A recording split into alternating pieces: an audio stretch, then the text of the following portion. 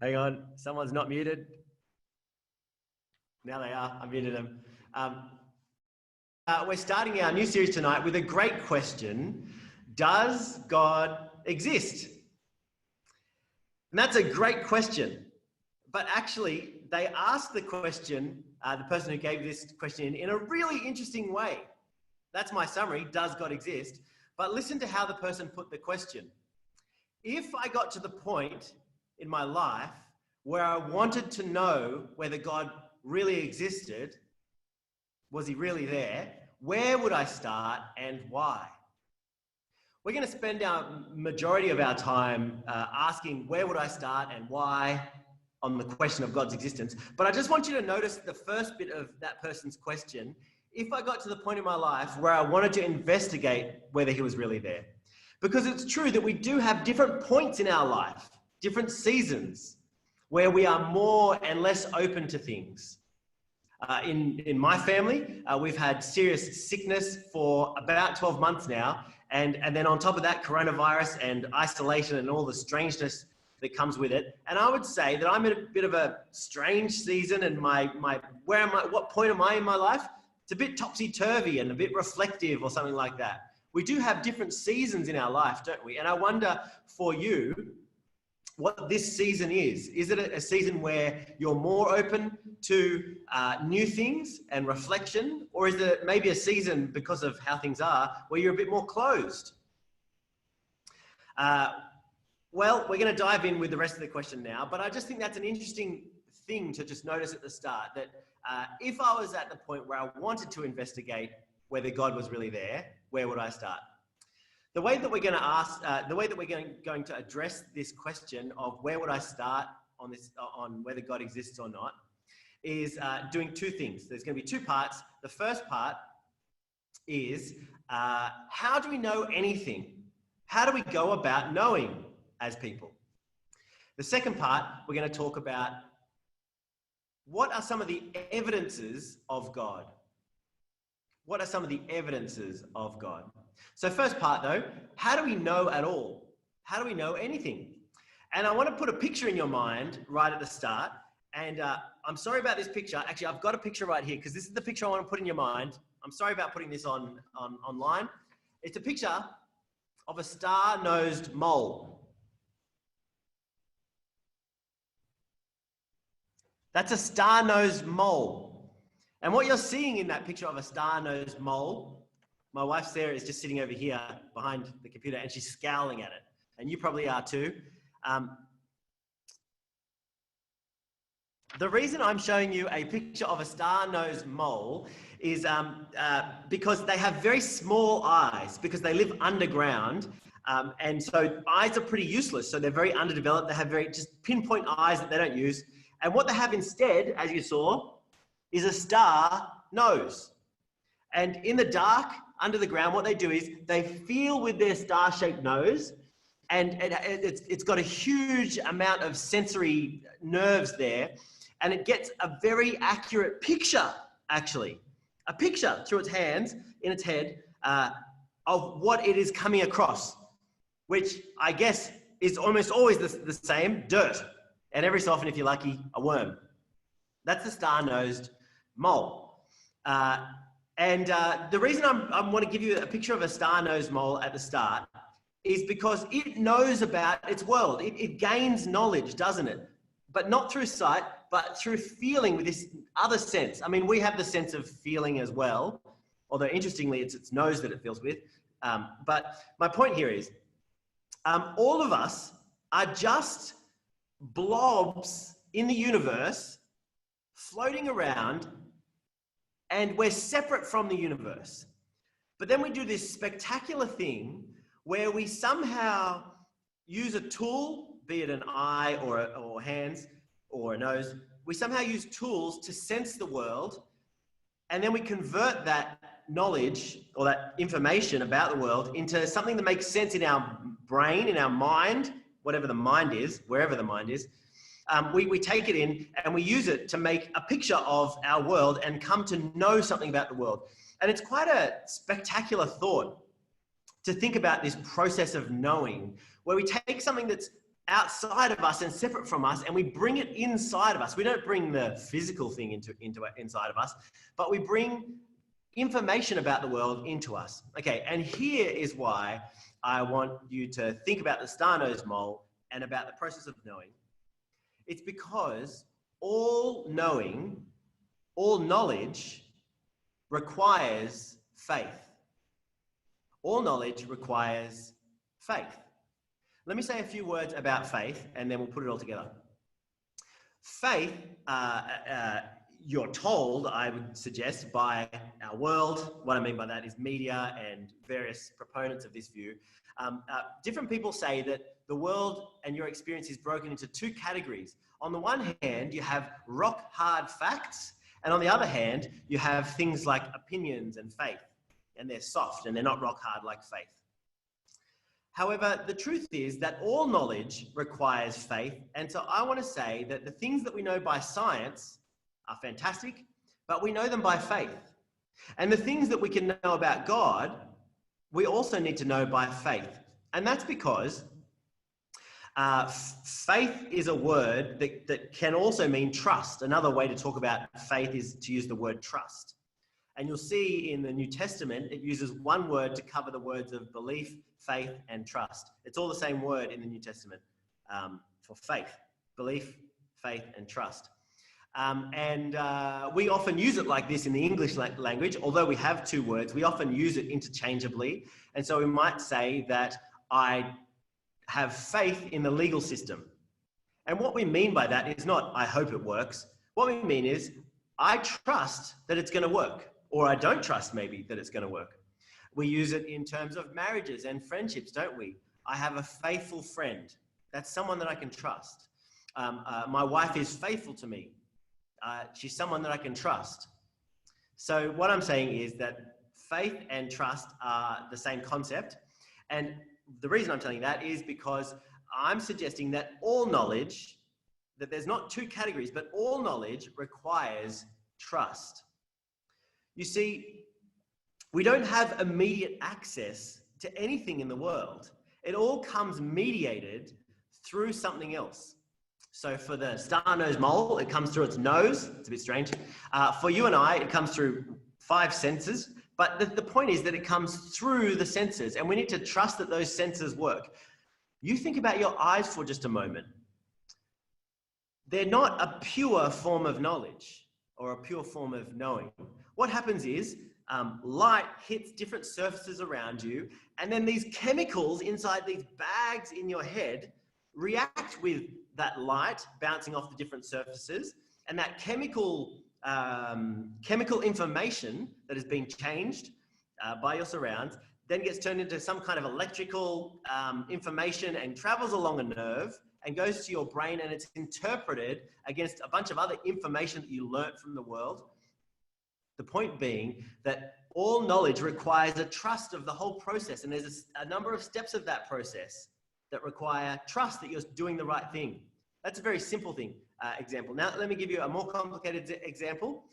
If you use your eye to see through a microscope, you now have to trust your eye processes, but also the microscope people that made the microscope. Now, I'm not suggesting that you shouldn't trust microscopes, but I'm just saying there's a whole bunch of interpretation that's going on in that medium or in that mediation of the microscope before the information gets to you. And you didn't make the microscope, and so you don't know exactly that it's an accurate representation of what's in front of you.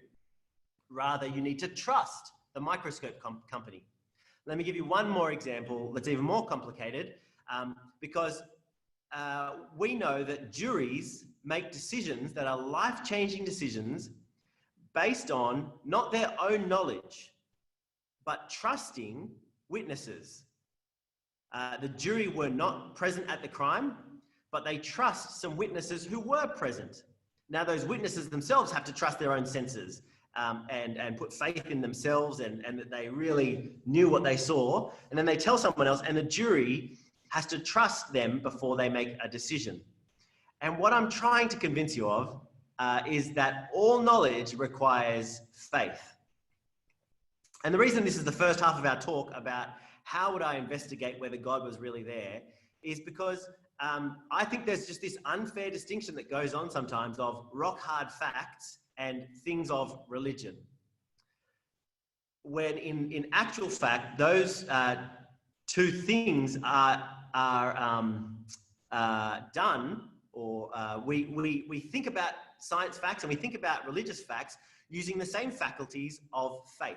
What I'm suggesting is that you are a faith person. You put your faith in all sorts of things all the time. At this point, I'm not even trying to say you should put your faith in God. I'm just saying that you use faith all the time to know certain things about your world. Now, this doesn't mean that all things deserve our faith in equal amounts. There are certain claims and maybe representations that are made that don't deserve our trust. For example, a microscope made maybe by a dodgy company or that's made just for kids to play with, you should not trust that as an accurate piece of knowledge once you use it. GoFundMe pages, very interesting. Some of them, GoFundMe pages, are eminently worthy of your attention and your money. Others are not accurate representations, and you shouldn't put your faith in those representations. We hear often about people making up sicknesses and claims to get money on the GoFundMe pages. Not all things are worthy of your faith. What we need to do is we need to look at the claims that are made in all areas of our life, and you can do this with scientific claims, and you should. You should go on Wikipedia and have a look at the list of retractions of scientific claims that have been made in the past, because people just made them up. And what I want to invite you to do now is just have an openness towards faith, because you use it all the time. And now I'm going to move on to part 2 of the talk, which is about what there is to know about God and some evidences for God that you might place your trust in if you find them to be trustworthy. Okay? So, part 2, what can we trust or not trust about God? Let me have a look, and then I'm going to continue. I'm going to talk about 3 evidences for God. And the first piece of evidence for God is the existence of moi and the existence of you, and actually the existence of the universe. The first piece of evidence is existence of all things, including you. And the reason that this is a piece of evidence for the existence of God is because nothing ever exists for no reason. Scientifically, this is just a principle of science that there's always a cause behind something. If something happens, it's because there was a cause. And when scientists first came across the idea of the Big Bang, it was actually a priest like me who came across the idea of the Big Bang, and he suggested that this is the way that things happen. What he was suggesting was that there was a point there's a point in the past where just before that point, there was no things. There was no matter, there was no space, there was no dimensions, there was no time. It's not just that it was a long time ago. It was before that, time didn't exist. There was no plane of seconds and minutes and those concepts that we've applied. There was nothing, absolutely nothing. And then there was something. The Big Bang. Now, this is, I think, pretty compelling as far as I can tell as a non-scientist. I mean, I studied ag science, but I'm not a kind of, astrophysicist or anything like that. But as far as I can tell, this is the most trusted idea of how the universe started. However, atheists at the time heard this idea and they said, no, this is a bad idea. The Big Bang is not a good way to understand the existence of all things, because it sounded suspiciously similar to the beginning of the Bible. You see, the first line of the Bible says, in the beginning, God made the heavens and the earth. The Bible says that in the beginning, God made all things. Whereas the other explanation for why we exist, at least according to the atheist understanding, is that, well, the Big Bang just happened. But that is actually a very unscientific thing to say nothing caused something, especially a something as big as the Big Bang. It's kind of like saying there was a balloon and it exploded, and then inside the house, suddenly there was a zoo where there was no zoo before. And then you say, why did that happen? Or what was the cause? And then the scientist says, there was no cause. It just happened. It's nonsensical. Whereas I think it makes much more sense, and people have thought for centuries and centuries that it makes much more sense that there is a creator who caused this to happen. This is the first piece of evidence for God's existence, is your existence, that there's something rather than nothing. And if you take back all the somethings and all the causes that caused you to be here, that at the end of that chain, there is the uncaused cause, God himself. This is the first bit of evidence. Second bit of evidence is not just the existence of all things and you, but your beauty, if I might put it like that. Your beauty and the beauty of all things. You see, the things that exist are not just kind of chunky bits of things, but they're things of beauty and depth and meaning. They're things that look like and feel like what you would expect if a God who is relational and powerful and beautiful himself created. What I'm talking about is things that go on inside of you and around you, like love, like grief, like meaning and purpose. These are the kinds of things that you would expect if this was not just a random place, but a place that was made and a people that were made by a loving, creative God. Let me tell you about where this is talked about in the Bible. Actually, Martin read it just earlier. Psalm number 19 says, "The skies speak about your glory, O God."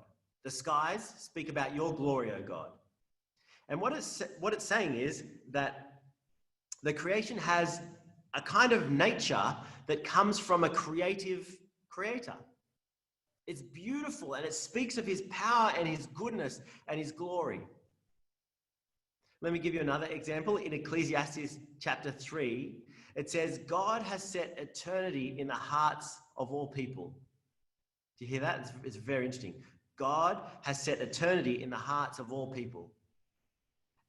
What that is saying is that we humans can't help but make purpose and meaning out of what's going on around us. We always do it. And it's because God has made us like that. It's because there is meaning and purpose. And I think that is a trustworthy explanation for love and grief and meaning and purpose and beauty and all these things. Whereas, once again, if you say that there's no God, what you need to say is that love and grief and meaning and purpose and beauty are just kind of, they're not real. They're kind of fake or they're illusionary. Love is not really love. It's just a thing that's happening by some scientific process in you. Now, it may well be happening by some scientific process, but I think that you and me know that you are more than a scientific process yourself, aren't you? You're nothing less than a scientific process, but there's something more about you than science. There's something more about you than chemicals. I think that it's not good enough to say about the deep and kind of throbbing meaning of our world that it's just an illusion and just, it's just what is.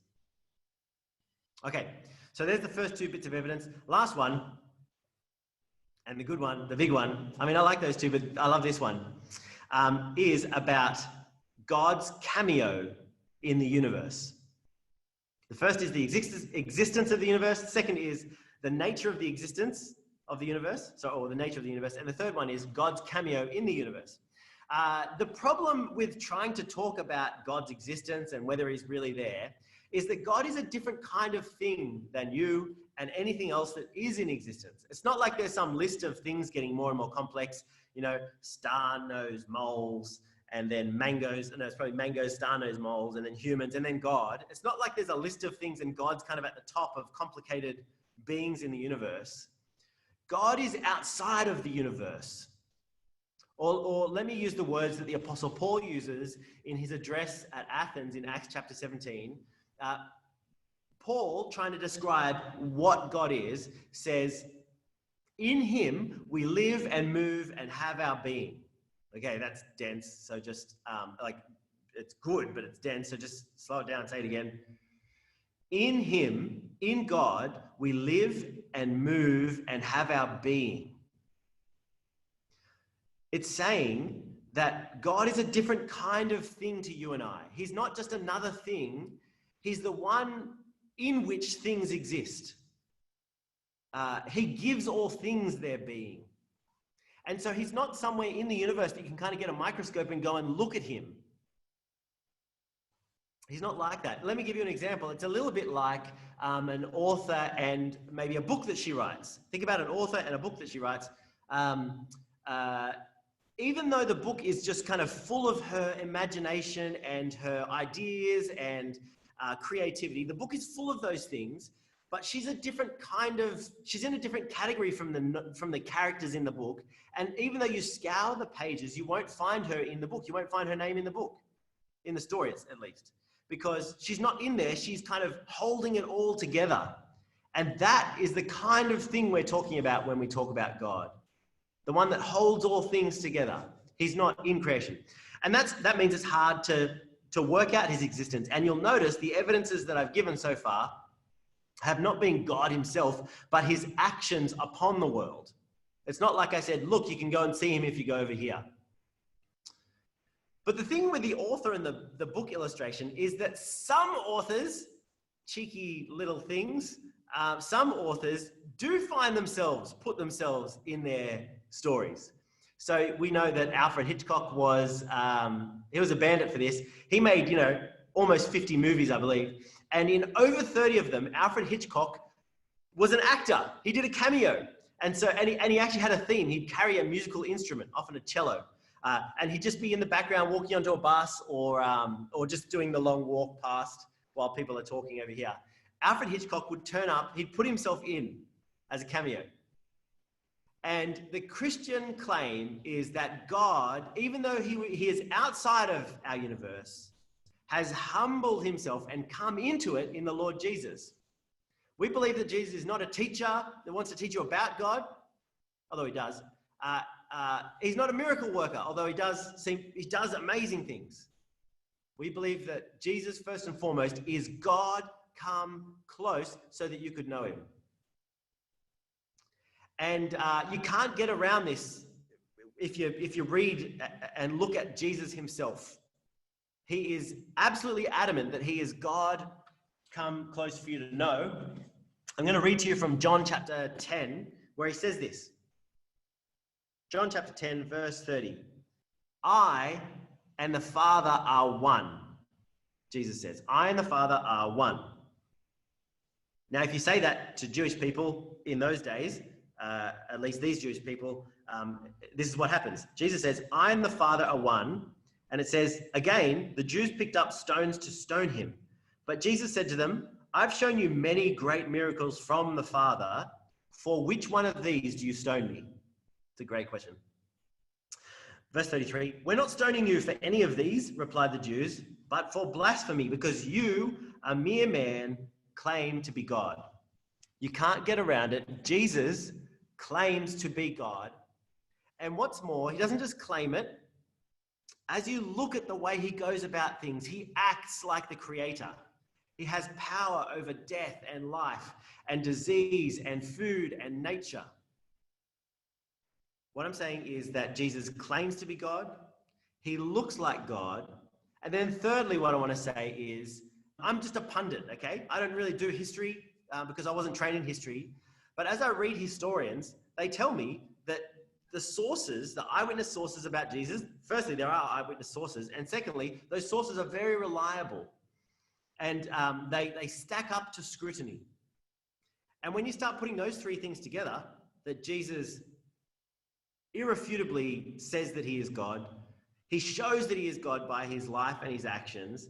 And then the history of Jesus is all right there for you to look at. And as I say, it stacks up. I find that very compelling, that this really is God come close to show us who he is. Now, history isn't the only thing that we need to place our faith in if we're to know about God's existence in Jesus. You can also see the effect that this Jesus, who claims to be God, the effect that Jesus has on people throughout history. And so you see beautiful things happening and coming out of this people that follow Jesus. You see some ugly things, and we might talk about that in some of the other question nights coming up. But I think that it's unmistakably that this is a movement from God. We don't only trust the actual history about the eyewitness claims about Jesus or the effect that he's had through history, but you can see Jesus' effect in the people around you as well. And what I'm saying is that Jesus is one of the evidences, and I'd say the chiefest evidence for God's existence. If you look closely, I don't know what else to make of Jesus. Okay, I am going to leave it there and give you some time for some questions.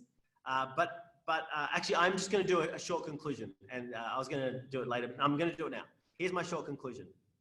We're sitting with the question of, does God exist? And how would you know? And I want to say that in Jesus, it really looks like God exists. But the kind of problem is that it doesn't just look like he exists. It looks like he really wants to come into your life. He's not just an idea that, oh, okay, that's an idea that has a bit more kind of evidence or backing than I thought. He's not an idea. He's a person that has drawn close and he wants to come into your life. And that's confronting and it's worth investigation. But I want to encourage you that this God who wants to kind of come into your life is a God that's worth trusting and is good. He's not just the creator. He's the God who has laid down his life for us on the cross to make us holy and clean in his sight.